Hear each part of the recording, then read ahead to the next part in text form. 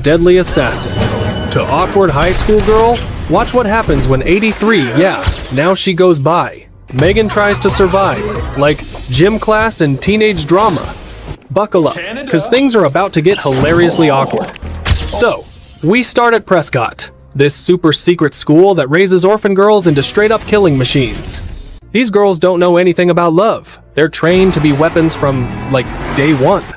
The head honcho, Hardman, is all about no attachments, because, feelings are a weakness for a secret agent. Cold. But one student, 83, our main girl, isn't feeling that. She really wants a family, but Prescott's not exactly a family-friendly environment. Plus, she's the best at everything, which, of course, makes her super unpopular, especially with her rival, 84. Talk about high school drama, even before high school. 83 is so good, she gets activated first. Her first mission? Grab a briefcase. She nails it, like, in minutes. Missions mean freedom, and 83 gets a taste of the real world. And that's where the trouble really starts. On her next mission, 83 decides to do some research on what normal teens do. She's watching movies, seeing how these kids live, and she gets major FOMO. She's all, wait, that's what I'm missing? This keeps happening, mission after mission. She's getting hooked on this whole teenage life thing. You can't blame her, right? Imagine going from assassin training to Mean Girls. Back at Prescott, 83 gets assigned to take down Victoria Knox, a big-time arms dealer. 84 is, once again, not happy. Before the mission, Hardman catches 83 reading magazines. He's annoyed, but still sends her anyway. Knox is no joke, she's smart, and loves taking down Prescott agents. This is gonna be tough. 83's plan? Pretend to get caught, then bam! She takes out Knox's crew and uses a balloon to tie Knox up. Clever! But then, a plane shows up, snags Knox, and they're both flying through the air. Knox, being the villain, still has a gun and shoots 83, sending her plummeting into a river. Ouch! Knox gets captured and chats with Hardman. They seem to have some history. Meanwhile, 83 survives the fall. She's tough, and is about to call Hardman when she has a realization she could escape. So, 83 ditches her radio and goes AWOL. She's finally free from assassin school and ready to chase her dream of being a normal teen. She becomes Megan Walsh, an orphan in a student exchange program, and chooses the super happy Larsons as her host family. This is where the real fish out of water story begins. Megan arrives in Newton, USA, and the Larsons are enthusiastic. Mrs. Larson is super welcoming, and her son Parker is obsessed with ninjas. Ironic, right? But the daughter Liz is not having it. Megan hugs the wrong guy. Turns out Mrs. Larson is divorced, and it's awkward. The Larsons are nice though, and Megan is grateful.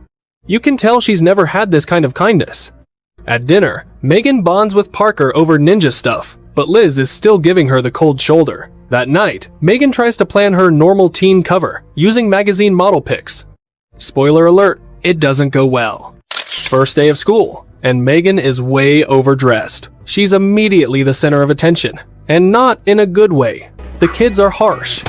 Liz, surprisingly, feels a little bad and lends her some spare clothes. Small victories, I guess. Megan is confused and sad. High school is brutal, even for trained killers. Before her introduction, Roger, who works the stage lighting, talks to Megan. He's the first genuinely nice person she meets. He's sweet, but also warns her about the school bullies. Good looking out, Roger. Then comes the big moment. The school bully, Gooch, humiliates Megan in front of everyone. Classic bully move. But then, the school hottie, Cash, steps in and sings her a song. Megan is instantly smitten, and so is every other girl. Cash is smooth. He invites Megan to join his band, Emotakon. Talk about a mixed bag of emotions for Megan. Lunchtime, and the cheerleaders invite Megan to their table. But Megan, remembering her research, aka Mean Girls, declines. She knows that cheerleaders are sneaky. Smart move, Megan. In class, she sits next to Roger, and they hit it off with some pun action. These two are actually clicking. The teacher announces partner assignments for tomorrow, and Megan is all eyes on Cash. She's got a plan. After class, Gooch tries to slap Megan, but she takes him down with one move. Trained assassin skills for the win. The other students are probably thinking, whoa, new girl's got skills. That night, Megan uses her ninja skills to sneak into the lab and change the seating chart, so she's next to Cash. She's efficient, she's stealthy, she's still an assassin, after all. Next day, Megan confidently struts to her seat next to Cash, but gets into a fight with some other girls. Cash ends up being the teacher's assistant because, surprise, the teacher is crushing on him. Megan's plan is foiled. Those two girls from before tell Megan about an opening for the school mascot. Megan thinks it's for losers, but the girls convince her it's her ticket to backstage romance with Cash. They totally played her. Megan gets the Viking mascot costume and practices her dance moves. She's surprisingly good, even with the giant axe. She nails the audition. She's the only one, with a killer routine and a macho shout. She gets the job, obviously. Poor Megan. She's being manipulated left and right.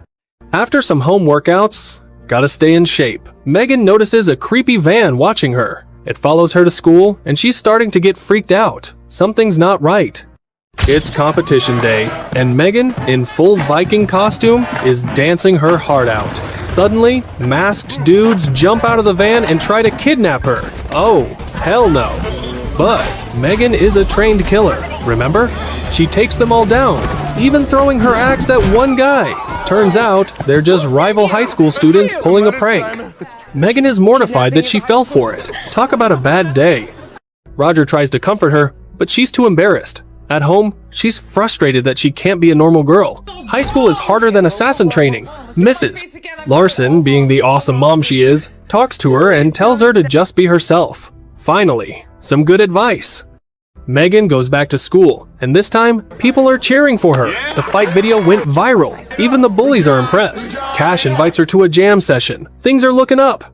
At the jam session, Roger surprises her, and she accidentally takes him down. Awkward. But they start talking, and Roger is cool with her weird martial arts explanations. He actually likes her. Cash and his band show up and steal Megan away. Rude. Megan realizes she's not really into Cash, but she still wants him. Cash invites her to Gooch's party, and she says yes. On her way home, she's followed by a car. It's the Prescotts. Uh-oh. Megan wakes up, tied to a chair, and meets Hardman. He thinks she's working for someone else and injects her with truth serum. This stuff messes with her head and her emotions.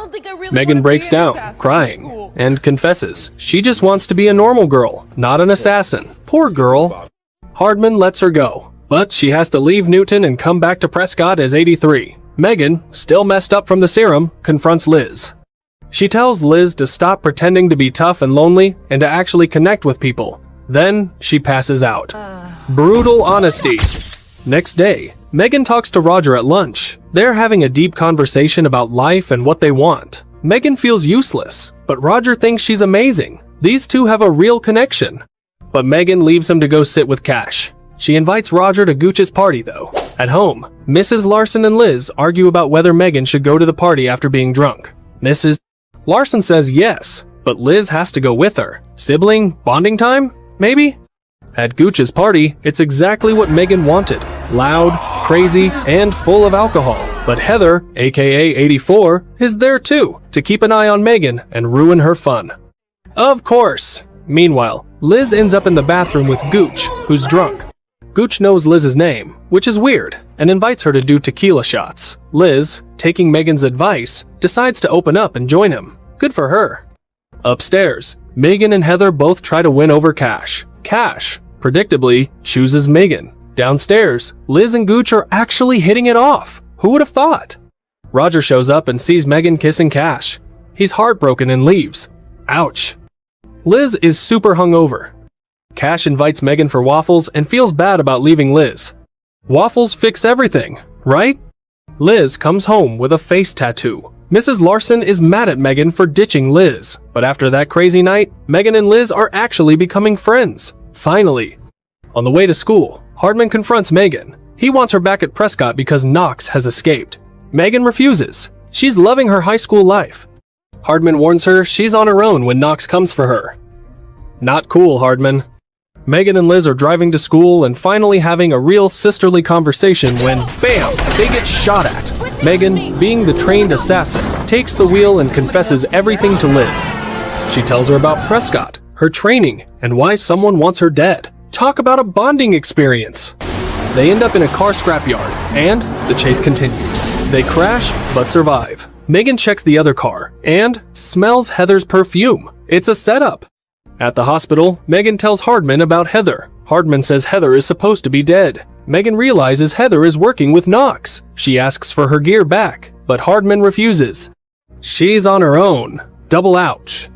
Liz wakes up, and Megan apologizes for lying and putting her in danger. Megan wants to leave to protect the Larsons, but Liz wants her to stay. Megan is about to give up when she sees Parker's drawing of them as a family. Heartwarming. She decides to stay and fight. Megan tells Liz the plan, and they get ready for an epic showdown. They're actually having fun together. The night of the homecoming dance, their boyfriends pick them up. Liz and Gooch are all over each other, but Megan and Cash are awkward. Megan tries to make jokes, but Cash doesn't get her. She's finally seeing the light.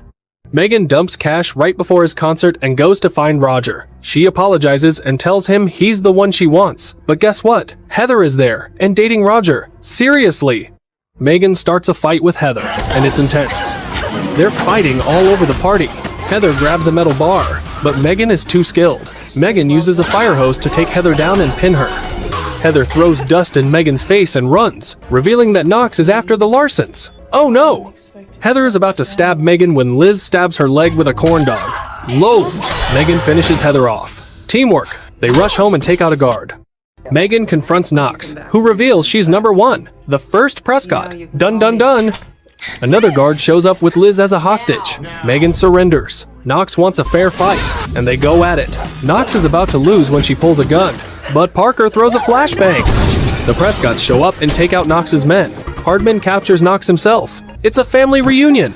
Megan hugs Hardman, and he admits he cares about her. Aww. He recruits her back as a deep cover agent and lets her live with the Larsons. Happy ending.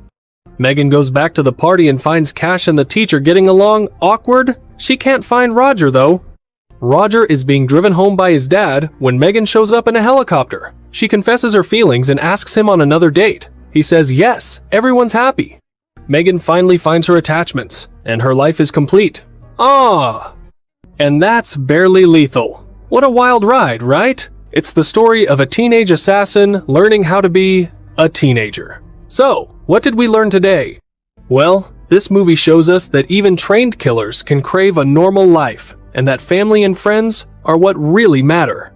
You're never too weird to find your place. Megan grew up in a world of killers, but she still craved the normal stuff. And eventually, she found a family and friends who accepted her for who she really is. What did you think of this movie? Let me know in the comments. Don't forget to hit that like button and subscribe. See you in the next video. I just want to take a moment to say a huge thank you to each and every one of you. Folded hands, your love, support, likes, comments, and subscriptions mean the world to me. Without you, this journey wouldn't be possible. Every view, every share, and every encouraging word keeps me motivated to create more content for you all. I'm truly grateful to have such an amazing community by my side. Let's keep growing together and making this journey even more special. Red Heart.